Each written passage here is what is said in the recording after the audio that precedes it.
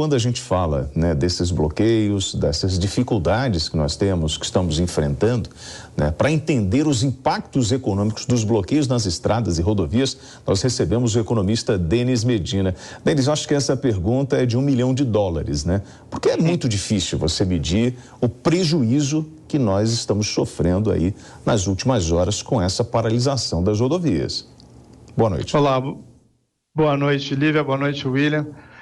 Realmente é difícil medir e, na verdade, assim, como essa paralisação está voltando ao normal rapidamente, talvez o impacto possa ser recuperado no curto prazo ainda, com um aumento do movimento repondo isso, né?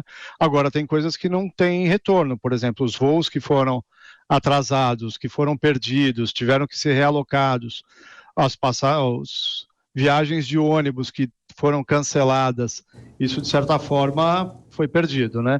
Mas existe uma possibilidade de recuperar. A gente lembra, né, das manifestações do passado, onde os caminhoneiros fecharam totalmente as estradas por um período longo e a gente sofreu com falta de combustível, falta de alimentos.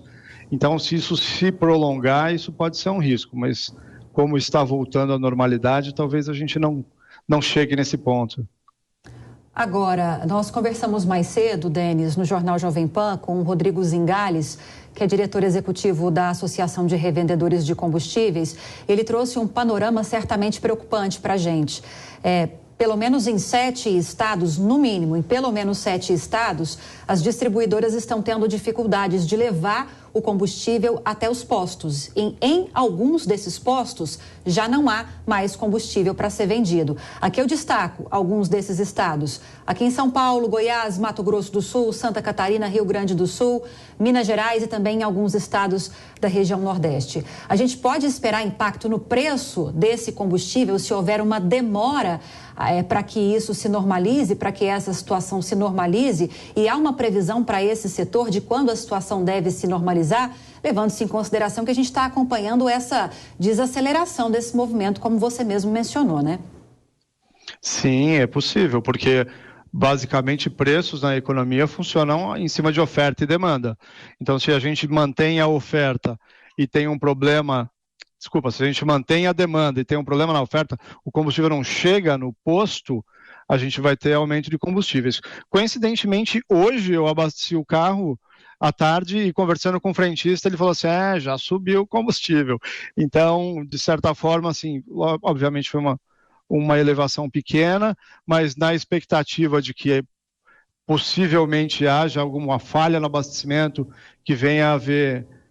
ou até um desabastecimento sem prazo para terminar, porque se a gente não tem uma previsibilidade de quando terminam as manifestações, a gente acaba sofrendo isso sem uma expectativa de fim. Então, isso pode se agravar. Nesse momento, assim, talvez alguns postos, como esse que eu fui, diz que já houve uma pequena correção, mas, sem dúvida, quando a gente desequilibra oferta e demanda, quando falta produto na ponta, quem tem para vender, acaba cobrando um pouco mais caro, porque depois ele também vai pagar esse custo mais caro para repor estoque. Então, isso é um fato, isso é bem possível. Bom, e o próprio caminhoneiro, o senhor falou sobre a sua experiência hoje, né, ao abastecer seu carro. Hoje eu saí do Rio de Janeiro, vindo para São Paulo, e tive a oportunidade de conversar com alguns caminhoneiros. O que eu percebi, principalmente em Taubaté, onde você tinha uma fila de mais de 15 quilômetros de caminhões enfileirados. Muitos desses caminhoneiros que estavam parados lá estavam preocupados com a carga que estavam transportando, com a diária deles e com o custo desta viagem que acaba aumentando. Nós não conseguimos corrigir isso para esse que perdeu o voo, ou talvez ele entre até na justiça, mas vai entrar contra quem? Contra a companhia aérea? Esse caminhoneiro que está parado e que não faz parte do grupo de manifestantes, ele vai recorrer a quem? Em função dos transtornos. Aquela pessoa que hoje não conseguiu remarcar uma consulta ou uma cirurgia, enfim, todos os transtornos. Aí a pergunta que fica é a seguinte: quem paga a conta? E aí eu vou questionar você, Cristiano. Num ambiente que nós vivemos numa sociedade onde você tem o manifestante, aquele que está lá indo para as ruas lutando pelo seu ideal, e aquele que não quer participar, como nós conseguimos equilibrar isso numa democracia?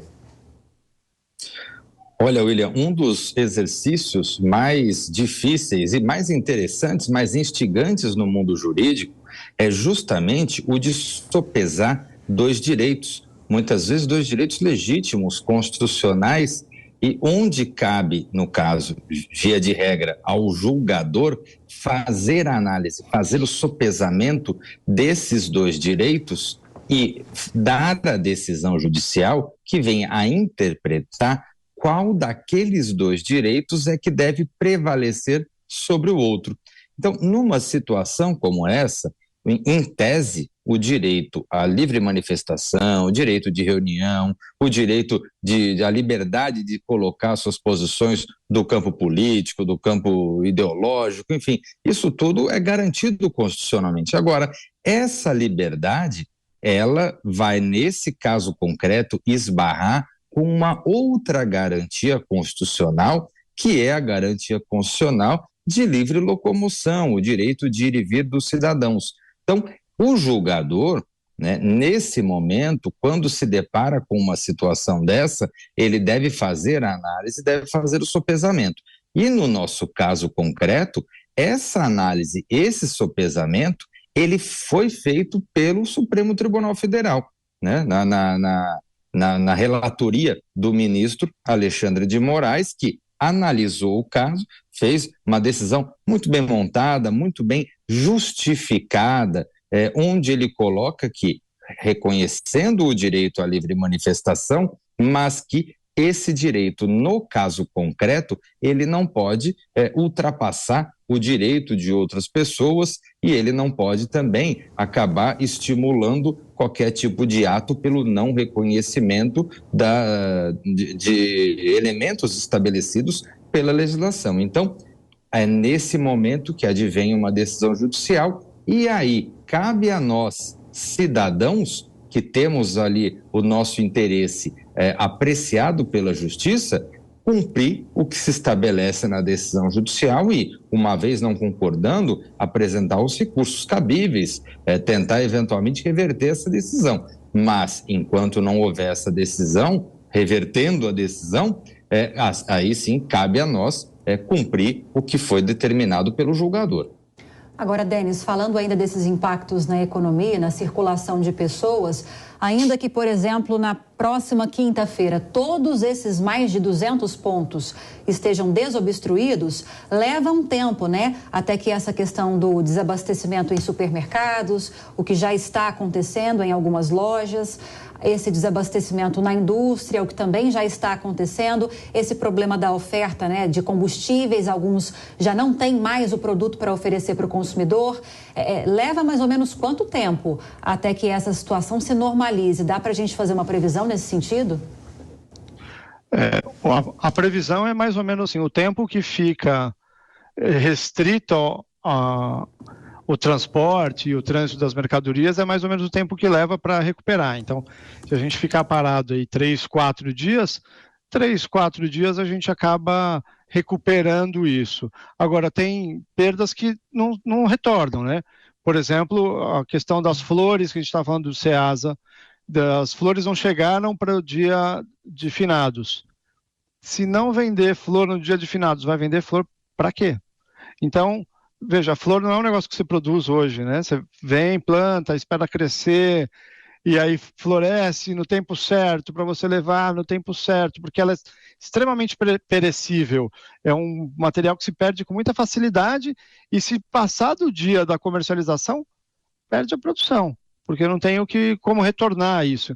Então, existem alguns pontos em que a gente vai retornar à normalidade com facilidade, alguns prejuízos que vão retornar, que as empresas ou as pessoas que trabalham com isso, né, citando aí os caminhoneiros que estão perdendo diária, estão deixando de fazer o transporte, acaba dando uma ajeitada na agenda, faz um trabalho extra, trabalha de final de semana e repõe isso. Agora, existem alguns produtos perecíveis que se perdem, que isso não tem retorno. Às vezes, coisas que são da data específica não tem retorno. E outra coisa que a gente hoje cada vez mais dependente da logística por conta do comércio eletrônico, isso tem ficado para trás nas estradas, tem ficado parado. Então as mercadorias não têm ido, não têm voltado na velocidade que se tem a habitualidade, isso vai se acumulando. Então, o prejuízo, né, provavelmente vai retomar aí alguns dias para recompor isso, mas tem alguns que não tem como repor.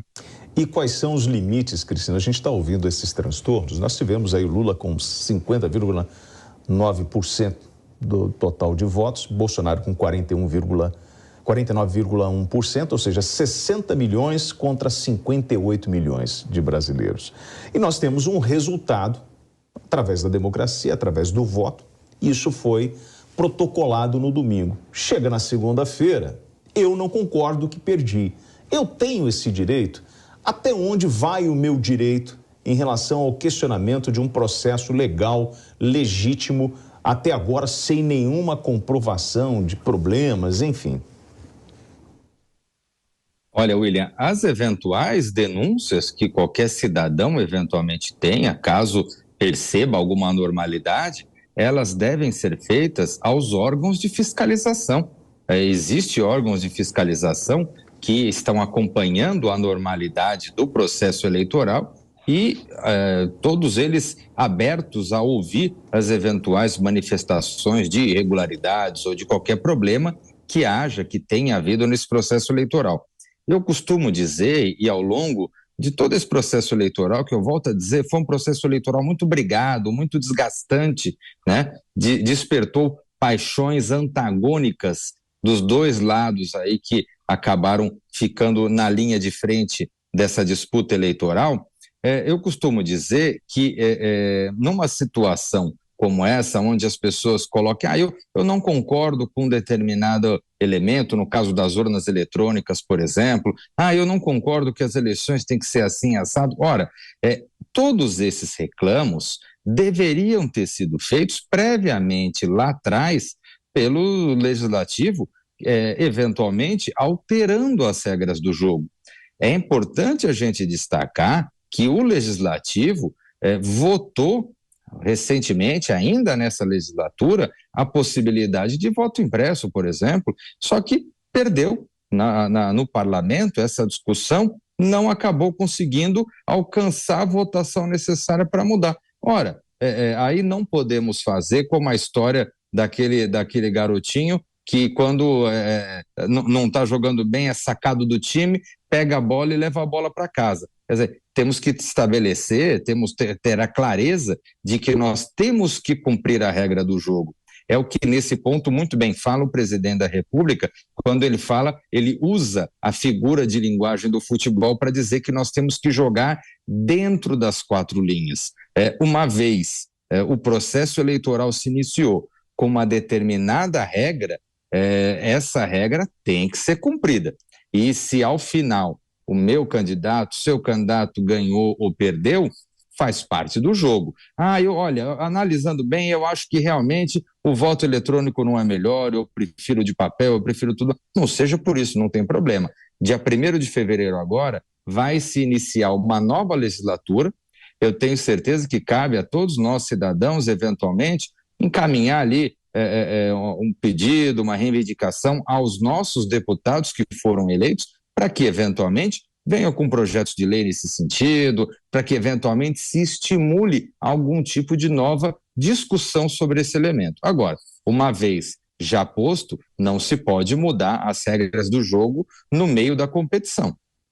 Agora, Cristiano, falando ainda com você, nesta terça-feira, o ministro da Infraestrutura, Marcelo Sampaio, divulgou uma nota pedindo para que esses protestantes, para que esses manifestantes permitissem a passagem, pelo menos de medicamentos, de insumos, combustíveis, como a gente estava falando, sob a justificativa de evitar um prejuízo para o país. Já se tem falado bastante sobre a possibilidade, ainda mais nesse momento em que o presidente Jair Bolsonaro não deixou muito claro, deixou nas entrelinhas que ele apoia e concorda com o resultado das eleições. Já há alguns movimentos aí nos bastidores dizendo que ele está se preparando já para concorrer à próxima eleição presidencial em 2026.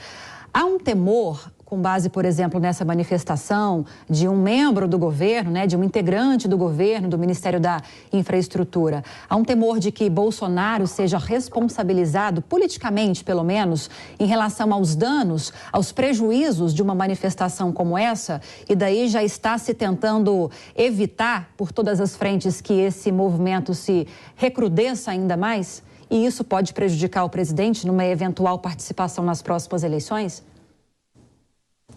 Olha, Lívia, eu entendo que sim, concordo totalmente com essa visão, com essa leitura, e eu vejo que realmente é uma leitura muito possível de se acontecer.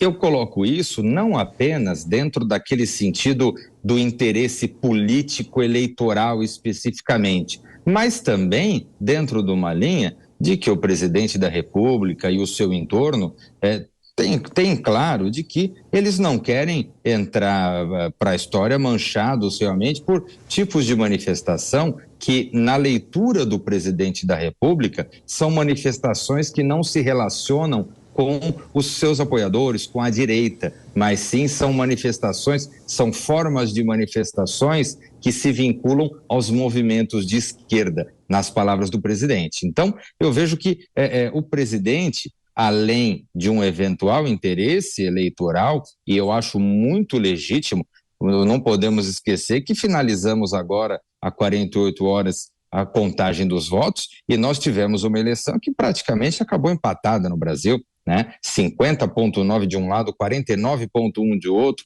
Então, o presidente Bolsonaro, ele é, sem sombra de dúvida, o postulante máximo para as próximas eleições, até porque o presidente eleito, Lula, já manifestou que não tem interesse em concorrer a uma reeleição, então, evidentemente, o nome que já chega, né, nesse novo processo aí que vai ser construído por 4 anos, sem sombra de dúvida, o nome mais forte, pelo menos ele é o do presidente Bolsonaro. Então, é importante a gente, eventualmente, nesse momento de tristeza, de chateação por parte dos apoiadores, mas que a gente tenha claro que o mundo realmente não vai acabar.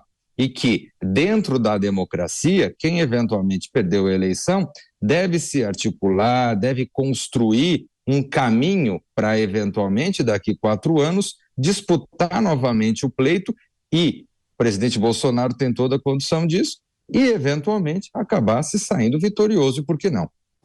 Bom, e aí, Denis, eu estava acompanhando alguns comentários, né, de telespectadores da PAN nas redes sociais, e é muito comum você ouvir em alguns comentários algumas teorias de conspiração, de possível fraude, mas que até agora nada se apresentou, como o Cristiano está falando.